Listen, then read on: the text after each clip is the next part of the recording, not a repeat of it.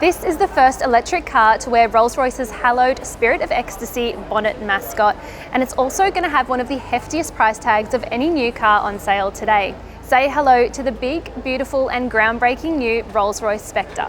But before we take a really quick look at what's billed as the world's first ultra-luxury electric super coupe, make sure you hit subscribe on our YouTube channel. The Rolls-Royce Spectre is the British marque's first EV to arrive in Australia, ahead of first customer deliveries scheduled for Q1 2024. It's a big battery electric high-performance two-door that will pave the way for the iconic luxury car maker as it charges towards its all-electric future from 2030. But pricing is steep, and before you even think about personalising your Spectre, you'll have had to fork out its $770,000 starting price. You'll be glad to know then that for that kind of coin, you don't have to sacrifice on driving dynamics or performance. You get a pair of electric motors, one at either end, producing pretty generous outputs of 900 Newton meters of torque. It's a powertrain that was co-developed with BMW and is lethal enough to send the Spectre from 0 to 100 kilometers an hour in 4.5 seconds. That's a pretty rapid pace for a car this size and weight. The battery pack alone weighs 700 kilos and the entire car tips the scales at almost 3 tons.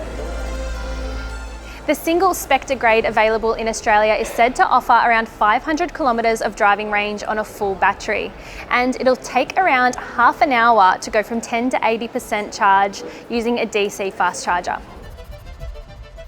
But before we hop inside the cabin, I've got to show you another big but actually pretty small feature on the new Spectre. The Spirit of Ecstasy has been redesigned and reduced in size for the new Spectre, and it will be featured on all new Rolls-Royce models in the future.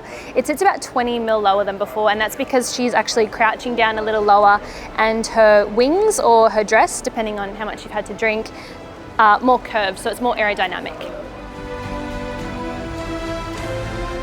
Well, its eye-catching exterior and that long sweeping bonnet might be the main attraction, but here inside the cabin, it's every bit as lush as you would expect. There are some new bits to point out. Although this car in particular doesn't have what I wanted to show you, the Starlight headliner that comes standard is now also, or it can be, optioned to go down onto the door trims as well, which I've heard looks spectacular at night time. Another new feature, although you can use these old buttons that are in the center console here to close and open the doors, you can also just pop your foot on the brake and the driver's door will just close itself. Despite the fact it's an EV and it's the most connected car Rolls-Royce has ever built, the Spectre doesn't go to great lengths inside the cabin to prove anything. It just feels like a regular Rolls-Royce. You get a central touchscreen display, customizable driver's instrument cluster, and you also get Rolls' latest multimedia system, which means you can use a smartphone app to preset the vehicle's climate control or navigation, for example. Thanks for coming with us for a closer, quick look at the first Rolls-Royce Spectre to touch down in Oz. We can't wait to get behind the wheel of this new EV to find out if it really is as satisfying to drive as the V12 powered Wraith coupe that it effectively replaces. Before we go, don't forget to leave a comment below and let us know what you think of the new Spectre.